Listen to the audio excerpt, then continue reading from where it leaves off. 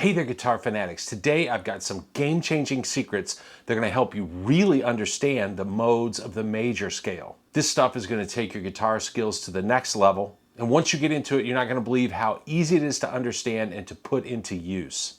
So let's do this thing. Let's play some guitar. So we're talking modes of the major scale today. Modes are one of those topics that we know once we get to a certain level of playing, we're going to have to get a grasp on to be able to take our playing and even our songwriting to the next level. I really wanted to make this video because when I was first taught the modes, the way they were presented to me, they were so confusing, it totally turned me off. I floundered around for years, kind of half-assed trying to use the modes. I don't want you going through that. Years later, I found a different teacher who explained them in such a way that really hit home. And I mean, it was like the C's parted and the fretboard just suddenly made sense. Ever since then, I've been thinking about better ways to teach the modes because I want you to have that massive aha moment also. All too often when we try to learn modes, we're not only confronted with confusing explanations of what they actually are, but also endless fretboard charts and exercises that we're told we have to memorize.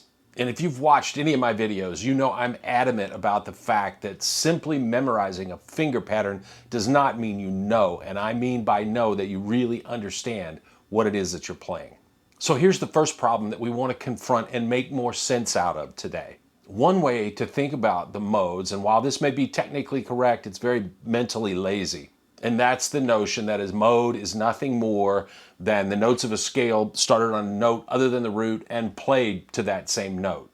Such as if you take the notes in the key of C, play them from D to D, you get D Dorian, which is the second mode in C. You play them from E to E, you get E Phrygian, which is the third mode in the key of C. Now this is how I was originally taught, and it confused me to no end. Yes, it is correct, but the problem is there's no context here to give meaning to these notes and sounds that we're producing. I can play these three different modes over a chord progression that stays in the key of C, and all of it is going to sound like I'm just noodling around with the C major scale. It's not going to sound like three different modes. Check this out.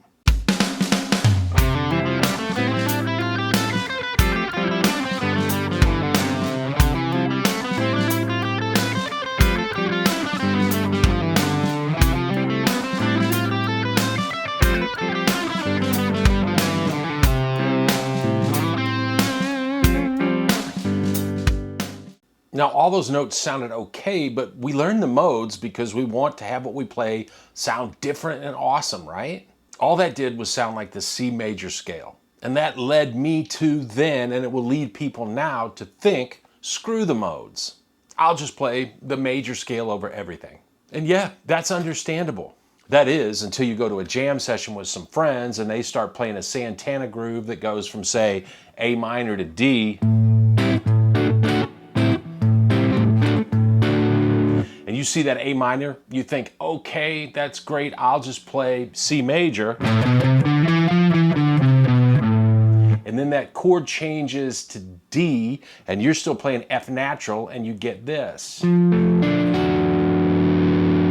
you realize you got a problem. So secret number one to learning the modes. A mode isn't really gonna have its own unique and characteristic sound unless you're playing it over the right chords. The chords you play over give the scales you play context. Here's an even simpler example. E Phrygian is the third mode in the key of C major, and even the name Phrygian sounds exotic. Now E Phrygian has the notes E, F, G, A, B, C, and D. And let's play those notes over a C chord.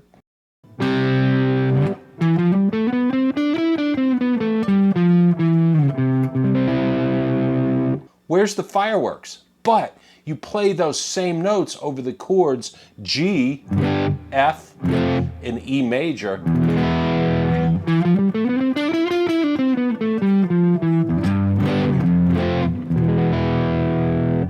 And now we've got that exotic Spanish flavor we were expecting. So again, it's the chords that you're playing over that are going to give the modes their context. And that's because you can take the same 7 notes, and it's the same 7 notes that make up all 7 modes of a major scale within that key, But when you play them over different chords, each time you change a chord, the intervals of the scale change as they relate to that new chord.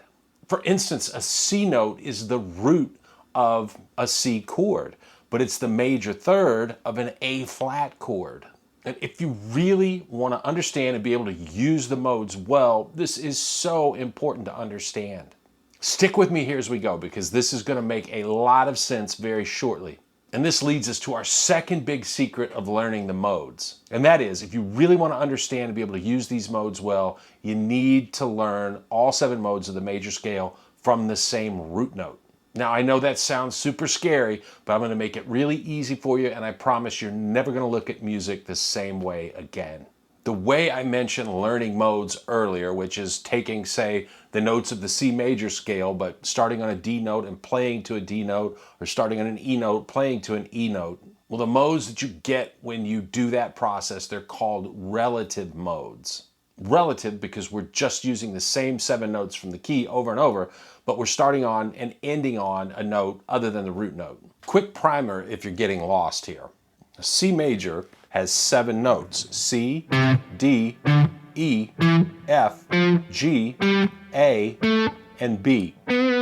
We could also call those notes the root, the second, major third, fourth, fifth, sixth, and major seventh.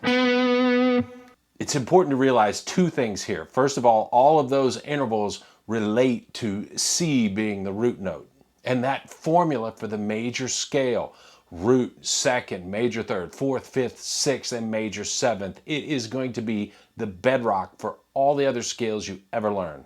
We get other scales by changing a note here and there in that formula, like changing the fourth to the sharp fourth, or changing the seventh to the flat seventh. And that's how we want to be able to understand the modes to really be able to use them well. Here's another secret that makes this a lot easier to understand. Yes, there are 7 modes, and they're called Ionian, Dorian, Phrygian, Lydian, Mixolydian, Aeolian, and Locrian. But rather than thinking of them as 7 modes that we have to learn and memorize a gazillion fretboard charts of, instead, let's start thinking of them as 2 families of modes, major and minor, that we can get just by changing around a note or 2 here and there in that original major scale. We can start with the major scale or Ionian mode, and the other 2 major modes are Lydian and Mixolydian. The mode built off the 6th degree of the scale is called Aeolian, or the natural minor. And if we learn that, we just have to change a couple of notes here and there, and we can get Dorian, Phrygian, and Locrian. Thinking of the modes like this, starting on the same root and tweaking a note here and there to get a different mode, this is called creating parallel modes. And I promise you, thinking of them this way is going to increase your fretboard knowledge exponentially. So let's get started with Ionian mode, or the major scale. In the key of C, as I've said, we've got the notes C, D, E, F, G, A, and B. And those are the intervals, the root, second, major third, fourth, fifth, sixth, and major seventh. Here's a 2-octave scale pattern that we're going to use as a reference.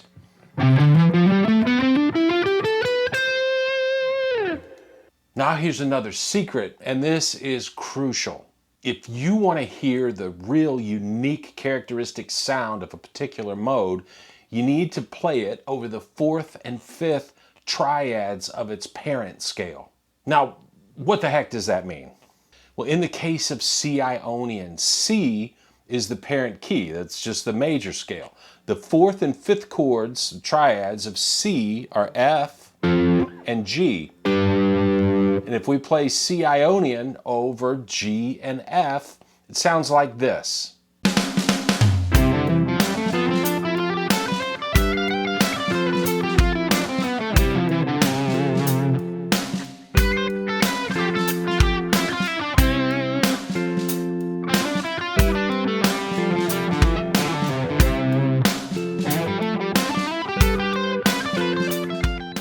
Okay, that's an easy one. Let's move on to the next major mode. That would be Lydian. The difference between C Ionian and C Lydian, it's 1 note. we're going to take the fourth note, which is F, and make it F sharp. So we're sharpening the fourth. Our fingering chart changes to this. And now we're playing in a different parent key. Lydian is the fourth mode of the major scale, remember. So if we're staying in the key of C, we would be playing F Lydian. But we're going to be playing C Lydian. And C is the fourth note of the key of G. Now that may sound confusing, but here's an easy way to find the fourth of a particular note. If I go down to G at the third fret of the low E string, the note that is a fourth above that, it's going to be on the same fret on the A string. So we got G at the third fret of the low E. The note at the third fret of the A string is C, and that works for all 12 notes. If I started at C on the 8th fret and I go to the 8th fret of the A string, it's an F. If I started at E flat at the 11th fret and I go to the 11th fret of the A string, it's A flat. Those notes are all a fourth apart. You want to hear the real character of Lydian? Well, play it over the fourth and fifth triads in the key of G, which are D and C. If you're a Joe Satriani fan, you're going to instantly recognize this sound.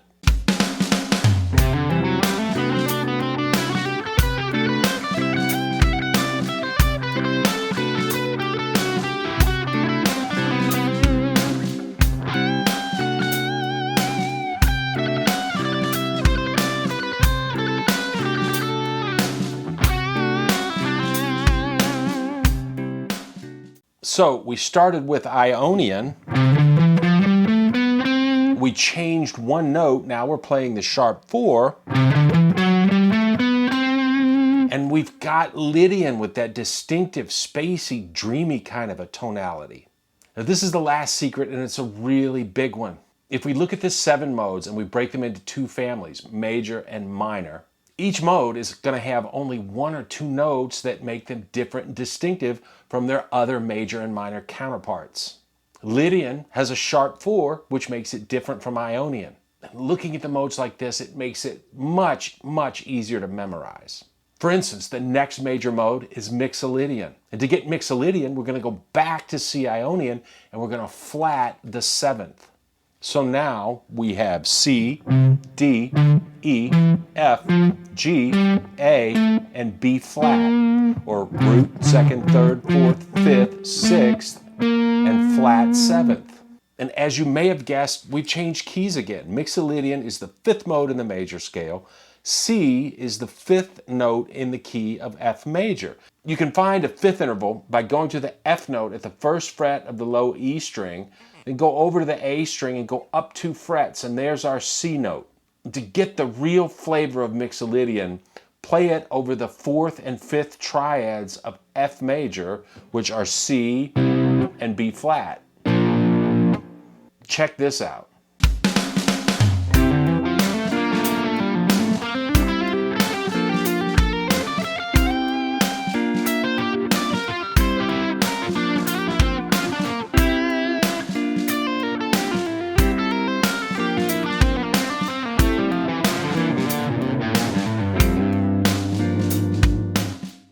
Mixolydian has a super recognizable country-ish or bluesy sound.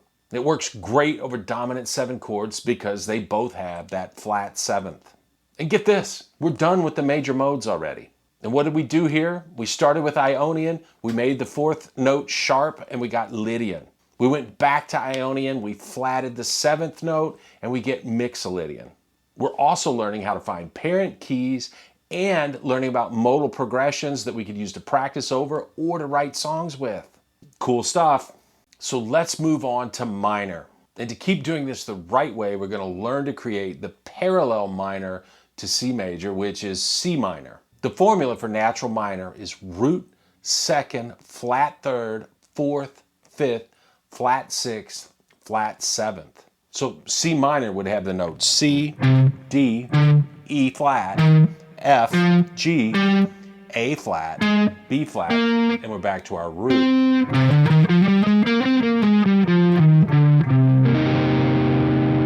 Now, it's important to emphasize that scale formula would apply to any root note.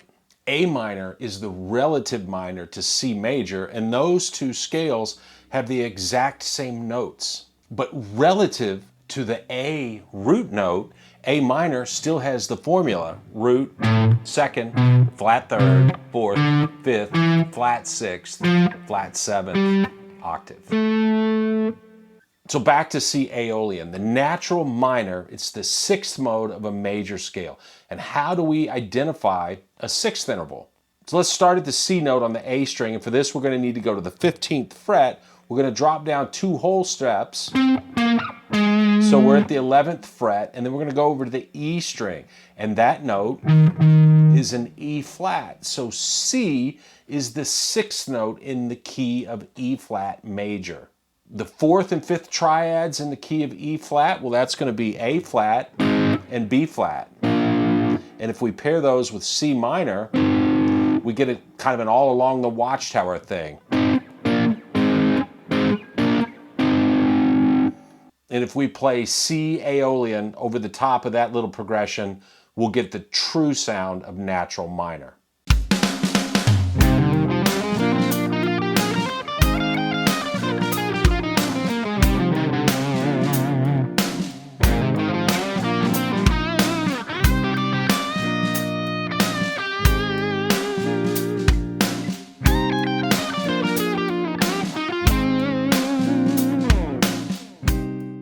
Moving right along, the next minor mode would be Dorian. To get Dorian, we take the natural minor and we make the sixth note natural instead of flat. So now we've got the notes C, D, E flat, F, G, A, B flat, and then our octave. Here's natural minor. Here's Dorian. It's a really different tonality and feel.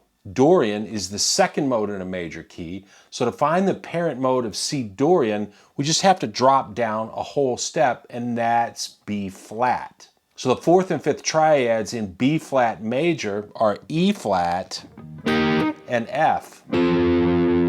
And if you want to play C Dorian over E flat and F triads with a C in the bass,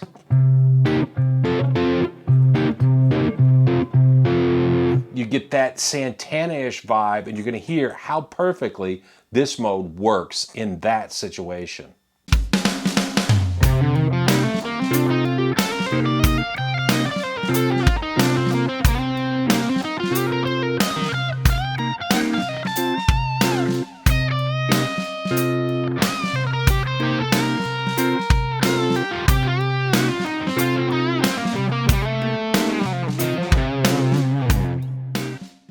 The third minor mode we want to discuss is Phrygian.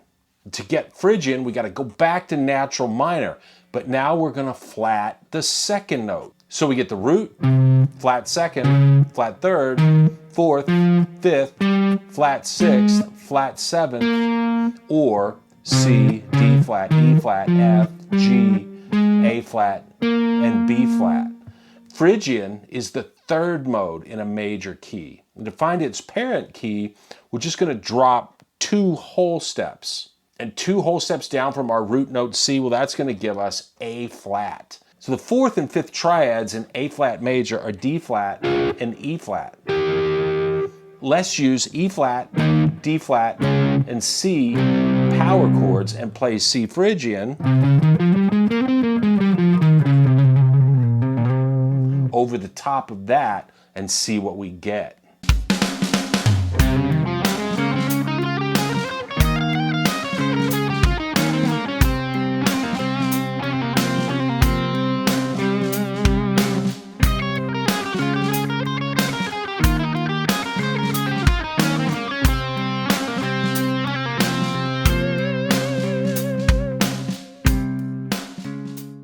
There's that characteristic Spanish or Middle Eastern flavor. It's both mysterious and a little bit sinister sounding.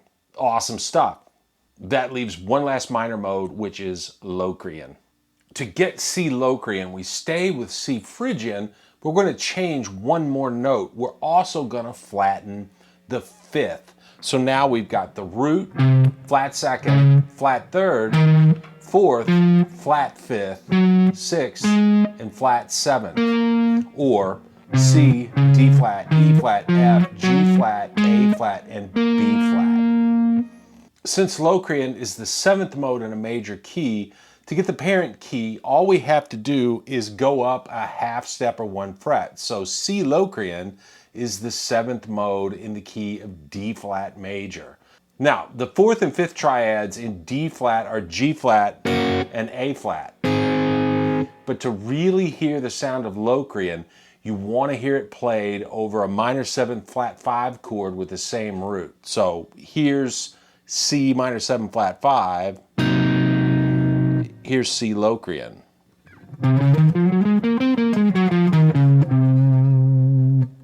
Now let me play a little bit over a track and you'll really hear what that sounds like.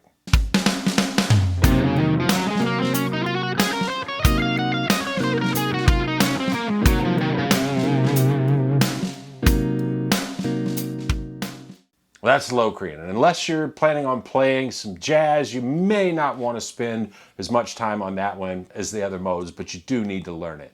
So let's recap this. I think you should learn to play the modes of the major scale by learning two formulas: the major scale or Ionian and the natural minor or Aeolian mode. Think of those two formulas as the template for the other major modes and the other minor modes in the key. Memorize that special note or notes that we change to get the other major and minor modes. And then practice over the little chord progressions that we demonstrated today. You're going to have to do the intellectual work. That's important. But it's also crucial that you get the sound of these different modes in your ear. The different sounds, moods, flavors, colors, however you want to think about it. Because that's ultimately what you're going to use to really put this stuff all together and master it. Hey, check out this video on the major scale. It is a great one if you need some clarification about music theory. I'll see you soon.